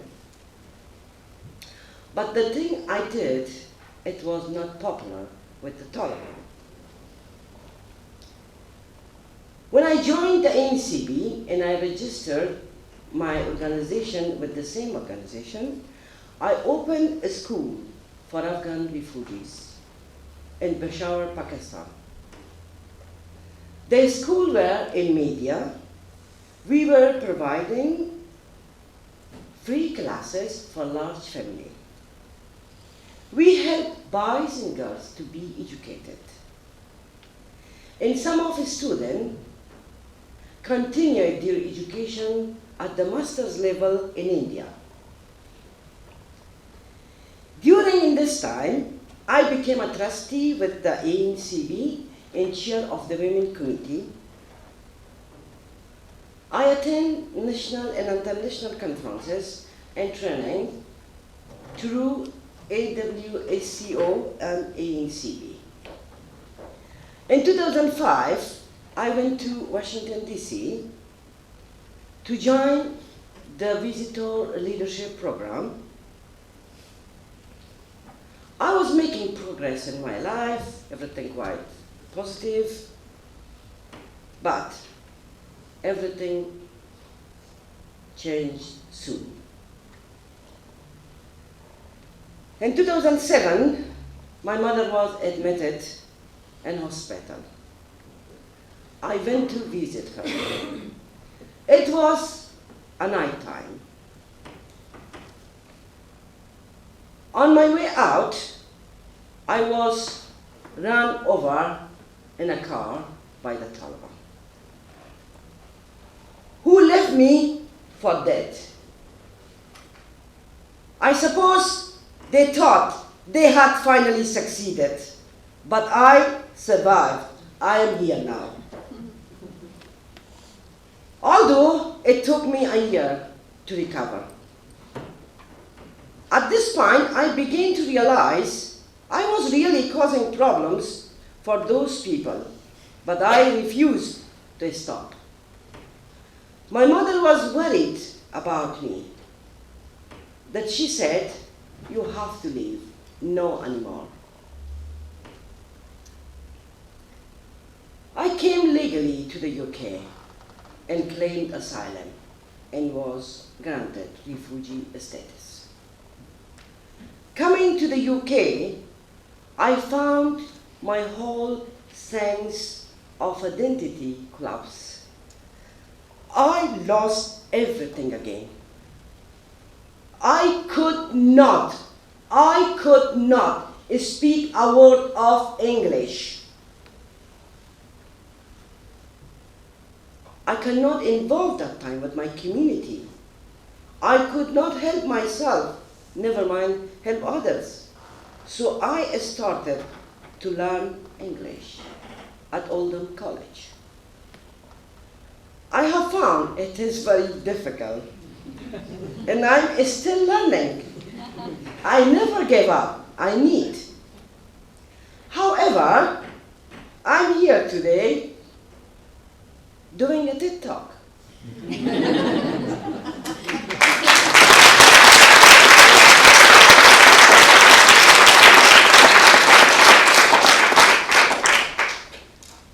I want to stress the importance of education. I have saying English is my oxygen. It's really. You have a nice saying in English. Teach someone fish and you feed them for a lifetime. Really, I respect this saying. I really love this one. In Afghanistan and many other countries, people, especially women, are denied it without an education. I wasn't the only woman threatened by the Taliban for fighting for rights in education. More other women around the world, especially in Afghanistan, stood up for their rights despite the risk. But they are still fighting and they are still shining. Finally, you cannot make change by your own, and the change is not make happen for one day. I have so much support from people all throughout my life who believe in me and who help in me. It includes all my new friends who have helped me change my life and those who have given me a platform to share my idea. It includes you all. There are many problems around the world, and every day is a new day. You must work hard to make it a better day than yesterday. My message will be always stand against injustice. If you not, if I'm not, who will? We should stand, we should speak up. I came as a refugee, looking for a house, but I'm really lucky. I found my home in Oldham. Thank you very much.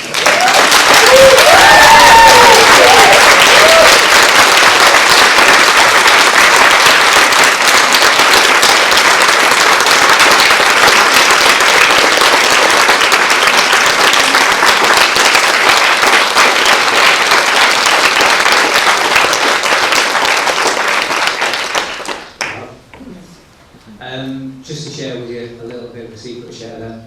In auditions, I actually cried listening to that. And that's even better than the auditions. Nobody's worked harder than Marcia. Not only because of language problems, but she's needed so much help just to get that point across. I can see the frustration in her sometimes and the anger which comes out in the rage. But my word, what power. I'm so proud of what Marcia's done. I'm proud of what everybody's done in these TEDx speaker rehearsals, but also today, how they perform as well. What do you think?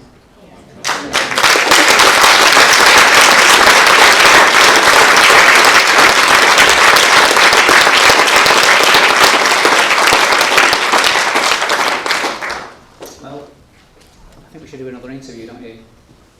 Yeah? Should get some chairs out here. Come on, pull your finger out. Let's do another round of interviews. So we say, can we get 5 speakers from this afternoon to the front? And maybe a round of applause for each one of them. And who have we got here? We've got Lisa G.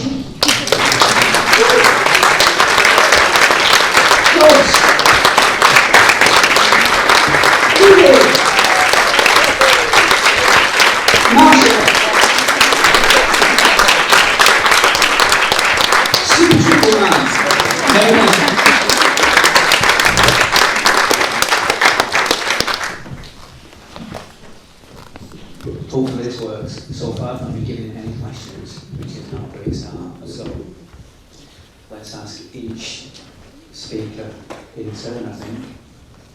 Right. So another question for Ruby. I'm trying to avoid eye contact. Who's going to put the hand up and ask a really good question for Ruby? Social media. Ooh, it's both going off at the same time. No, I don't know. Are you sure? Okay, thank you. It's just to say thank you, because when you're running your own business and in the environment you're in, to acknowledge that that's sometimes tough, and particularly holding the hand as a social media specialist and expert to say that it didn't always work for you either. So really appreciate that. Thank you. Ruby.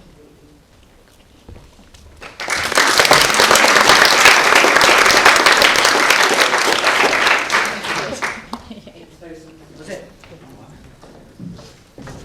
How many followers have you got? I'm joking. Is that the wrong question? Who's got next?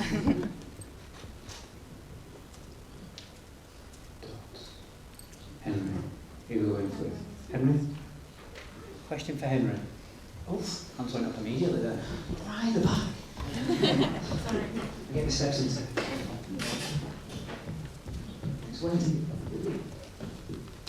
What did you think of the Stacey Dooley comic relief controversy with the white saviour with the black children photo, and what do you think about middle class white people going over to Africa to post Instagram photos? Do you think that's wrong? I think the thing is that no one, well, at least I'd like to think no one does it with bad intention. So we're actually quite close to the group in Uganda who sort of exposed that. And there was this idea that we treat people like commodities or props. So actually the child, that was the controversy about the child, Comic Relief didn't actually work with that child. They were just like, oh, let's find a cute looking child and then use them as a prop. And I think it's just disrespectful. I think you have, people are people wherever you go in the world. It doesn't matter the level of education or the amount of money they have. The rule that a lot of organisations like ours try and promote is if you wouldn't do that in the UK, why are you doing it somewhere else? If you wouldn't walk into a random school without telling the teachers and pick up a kid and take a photo with them, if you wouldn't do that in your own country, why are you doing it elsewhere? It's the rules should be universal. So I think people do it with the best of intentions, and my God, if you go back and look at my Facebook when I was 18, I was painting a wall, thinking I was saving the world, and having selfies with kids. No one goes out to inflict pain or harm on people, but it's just through experience that you start to think, okay, actually, maybe this isn't the right way of going about things. But again, it's I think lead from those principles. We should be going and asking that family and that child and the organisation in Uganda, is this okay? And then take our lead from there.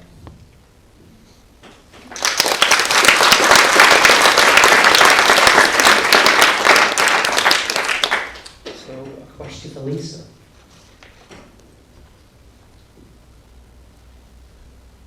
Come on. It's going to be a long day. Thank you. I'd be interested to know, in terms of bumps in the road on a journey through life, what would you recommend people would do when they hit them? And what would you do if and when you go back there again? I'm very sure I will go back there again. What I would recommend is pretty much what everybody said through the course of the project. The number one thing is to talk. It doesn't really matter who you talk to. It can be a doctor, it can be a partner, it can be your best friend, it can be a complete stranger. As long as you talk and keep talking. I used to put things up all the time, and I learned the hard way that that's a really, really bad strategy. As soon as I start to feel that I'm going downhill now, I'll tell somebody. And obviously, you would certainly agree exercise. Again, quite a number of the people involved in the project had done a lot of exercise. We had quite a few runners, or people that just went out walking. I'm no runner, I'm not built for running. But I will get out and go for a long walk in the fresh air, clear my head, and it definitely does help.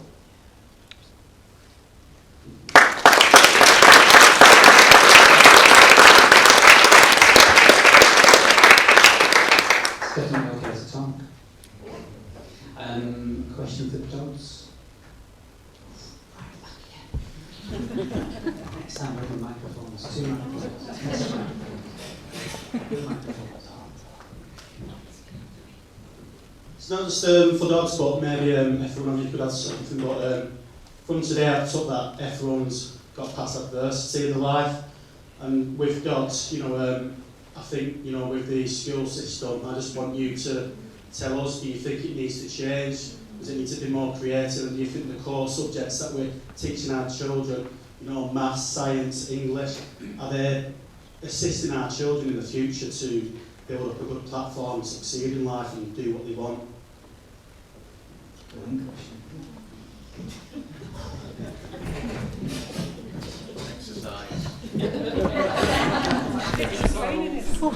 I think that's a really good question. I agree that I think that the education system is one that's probably quite outdated. I feel, me as an example, that just because I'm not really good at remembering and then sitting down in the hall and writing those things down again doesn't make me any less than anybody else. So I kind of feel like that format of doing things is kind of outdated, and I feel like the world's changed. And so when I work at social chains and social media, it changes all the time. You can't go to, there's nothing you could teach at school that would prepare me for these jobs that are coming up now that wasn't around when the education system first started. And I feel, I feel it's very outdated, and I think it sort of teaches people that if you try something and you fail, then that makes you bad. But really, there's nobody that anybody here who they look up to who has not failed to have got there. So really, the biggest problem, I think, is the perception of failure that schools give people. Because really, I think we need to fail more rather than less.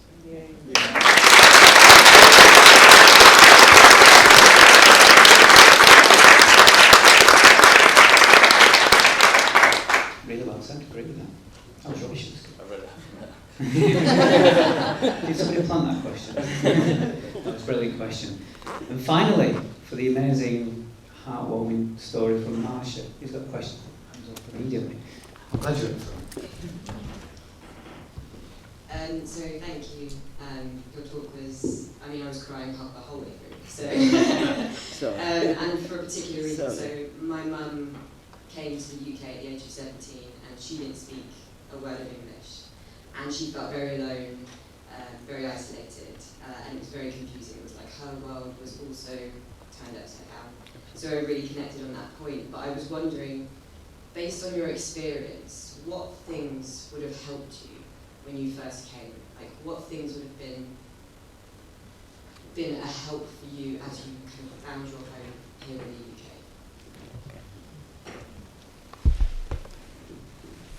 Thank you very much, and sorry for I make you emotional. I'm sorry for that. You know, because I'm speaking 5 more languages. I got my master's in Arabic. I speak Arabic. When I moved to Pakistan, I learned Urdu. More languages make my life easier. But for me, the first really when I joined Oldham College, I understand I'm a human being now. I don't know because of my background, of my education, of background, but it's still when you move the new geography, you need to be the same culture. You should follow the language. I think language is a flower for everything. I don't know. For me, it's a language. The things is open door in my life is English. To be honest with you, yeah. And always on my Twitter, and always I'm campaigning and asking refugee and asylum seeker, if you want really your life, if you don't want to ask people for always for help, it's better to go and learn English. When you learn English, as I said, English is not easy language, but still I have hope. And my advice for people to just learn English. For me, it was the most important thing that I ever did, and I moved on in my life. Thank you very much.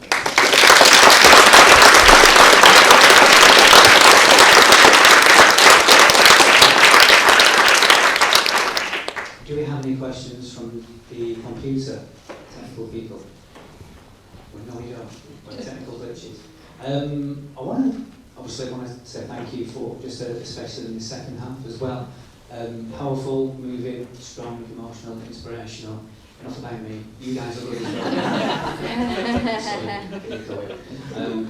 No, absolutely brilliant. Another round of applause for these guys, please.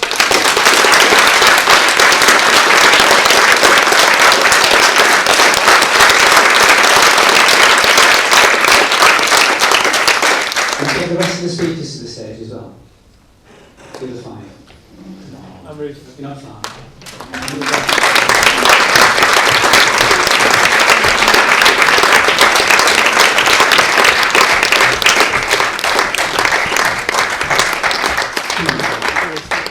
So, this is where we can get the cameras out, because these guys deserve to be superstars. I'm embarrassing, just look at them for about 5 minutes, getting really on. So, yeah, we've been on quite a journey over the last few weeks. Ruth's been at us all the time. Have you? Oh, bless you. She's a nice girl. Been on such a journey over the last few weeks, and I've seen these guys grow from strength to strength, and it has not been easy. I've seen tantrums, but I've seen frustration, I've seen anger. It's like, oh, I didn't know, can I start again? Oh no, I didn't know. The slides are up, oh no, I don't know what to do. And all the way through, we've been trying to reassure them, because they know just how difficult it is to stand in front of not just a brilliant audience like yourselves, but also live streamed as well. I think we kind of threw that in towards the end. By the way, you're going live on the internet. Are you okay with that? Too late, you've already applied. Like I said before, that the selection process for the speakers was incredibly difficult, and you guys made it so hard for us to choose, because the shortlist was, we could have had 2 or 3 really good TEDx's with the quality of the speakers. But personally, and I'm sure Paul would agree with me, is that I think we got the final 10 just right. Don't know, what do you think? Yeah.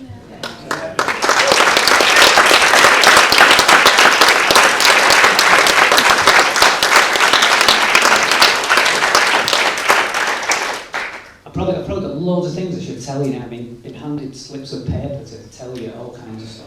If you want, you can stand there, or you can sit down and show slides. Probably take another 5 minutes. Yeah, Sit down. Before we do, I just think no one else has going to speak into all hard work, do they? So, on behalf of all of the speakers, what an amazing experience this has been from start to finish. But I think the main thing that I would say, we haven't discussed this, but the kindness and compassion of the team behind the scenes, who have kind of shielded us from all of the craziness, and then just let us concentrate on doing what we were doing. So, from Andy and Paul, but all the team, the tech and everybody, and all the promotional team and all of that, I just think they deserve an absolute...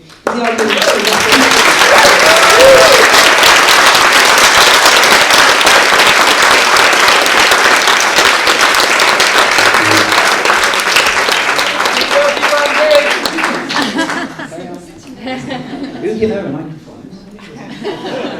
Thank you, really appreciate it. And on that theme, let's give some thank yous.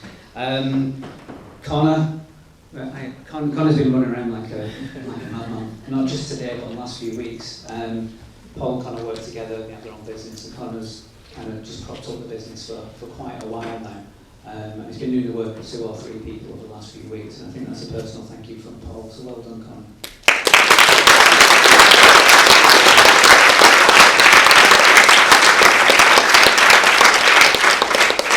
A lot of work involved in the technology in the background, particularly to get this live stream across different venues. We had quite a lot of venues, haven't we? It was like 50 venues or something it went to?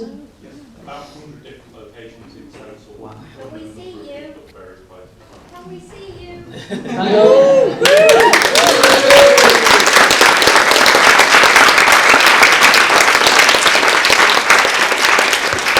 I heard firsthand that we've definitely been seen in India and Malaysia, was it? Yeah, India and Malaysia. So, even in Stoke as well. And Coventry. Coventry, brilliant. Wow. Big crowd. Yeah, so that's a truly global thing. As we said before, we were really ambitious with this. We didn't just want to put on any TEDx. TEDx Oldham was meant to be taken it to a whole new level. We wanted to do something that felt like a global TEDx, and I think, I don't know, do you think we agree? We did that? Yeah. That's right. Brilliant. Okay. Where's Kelly? Oh, Kelly Tattersall. Kelly works so hard for everyone else. She hates any kind of recognition, but we absolutely love her. She's done, there's a list of things that she's done. She's just done everything behind the scenes. She's a superwoman. She is that genuine superhero. That's one right there. Kelly Tattersall.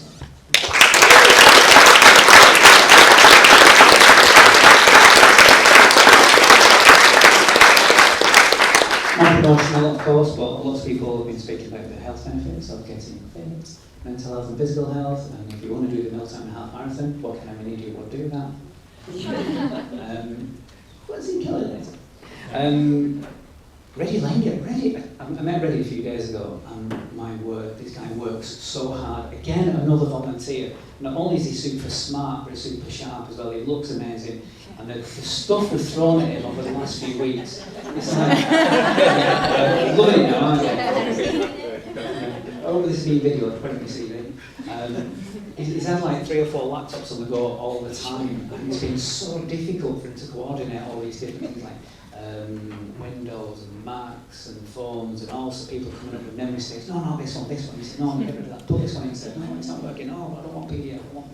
Anyway, just goes on, and he just took it all in his stride. He's not complained once. I'm probably going to get a bucket load of complaints. He's been absolutely brilliant. Really.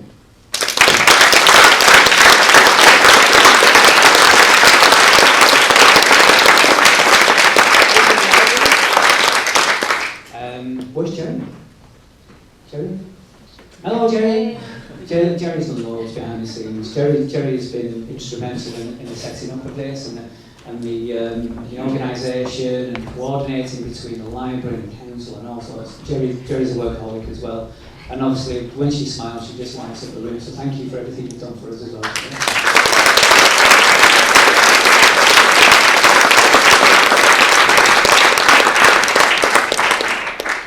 I've got some more names here. I apologise if I get these names wrong because I don't know them. Ivan Moss for video. Is that right? Yeah. Brilliant. So great work for the video today.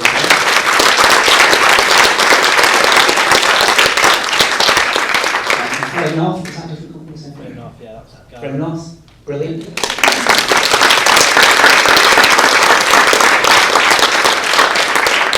So hopefully in about 4 weeks we should see these talks on YouTube. They'll be professionally edited, they'll go through the whole process and make sure that TEDx are happy with the content. I'm sure they will be, so be patient on that one, and hopefully when they do go live we'll be communicating with you like Facebook, Twitter, social media. Please do these guys a big favour as well. Look at the YouTube videos, like them, share them with your friends as well, because these messages are incredibly powerful. So please look out for that. It's a bit of an unsung hero you've not seen here. I'd like to take some of the credit for the curation of the speakers, but to be honest with you, I'm an amateur when it comes to this. A friend of mine inspired my story to public speaking a few years ago, just said, rip up a piece of paper, speak from the heart, and people will just connect with you. And that sent me on a journey where I could find the confidence to speak, even though I had my own anxieties and all battled with mental health as well. And he's really, really helped me through some really dark times. He asked me to speak at TEDx Wellington. That was an amazing experience for me. That was a proper revelation for me. And I asked him to be involved in TEDx Oldham as well.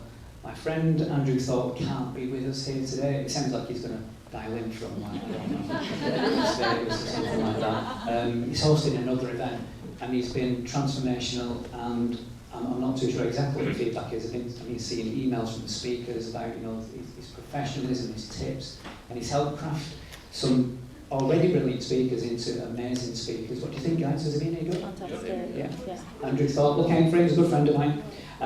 There's probably loads of names, and I've probably forgotten loads. And about the slides, for example, I think it's all right to put those slides on there, really, for the sponsors.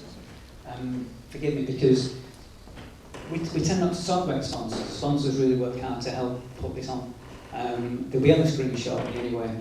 I've been told not to say this, and I know I'm going to get in trouble for this, but we wouldn't be here today if it wasn't for one person in particular who bought a licence for TEDx and probably didn't realise just how much work's been involved in this, and he will hate me for saying it, but an absolute legend, somebody I've grown to become very fond of, his values, he's selfless, he does everything for people. I don't think he's slept for the last month. He's probably running on empty. But genuinely, this would not be, it would not happen today if it wasn't for Paul Sweeting.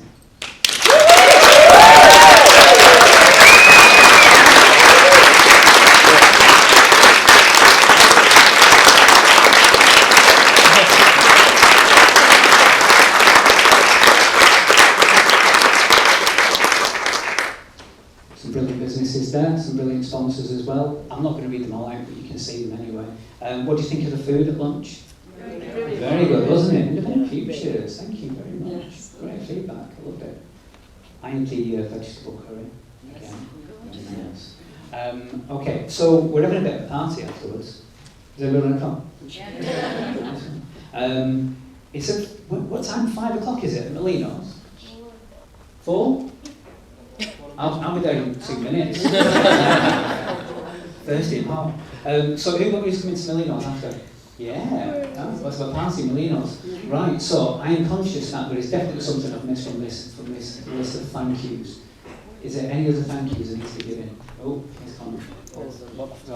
So I've been given the opportunity on behalf of everyone involved, the volunteers, Reddy, the cameramen, all the sponsors as well, just to thank Andy, because when we first sat down to figure out how to make this more than just Oldham, to make it a global TEDx, Andy's passion and knowledge around the whole subject of TED and TEDx really shone through, so we were like, we have to have him involved as much as possible. He's been, probably on behalf of the speakers I'm saying, he's been amazing curating the speakers and also emceeing today. We can't thank him enough, so we just got a little sum up.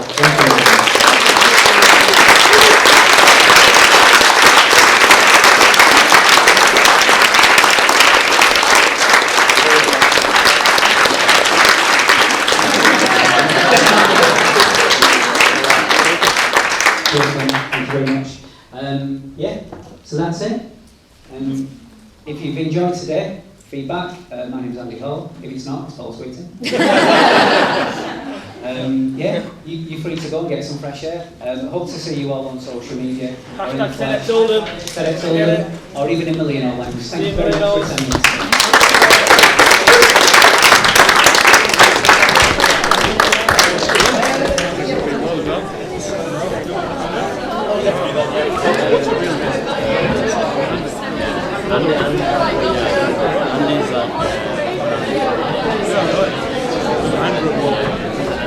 When you put the forward philosophy of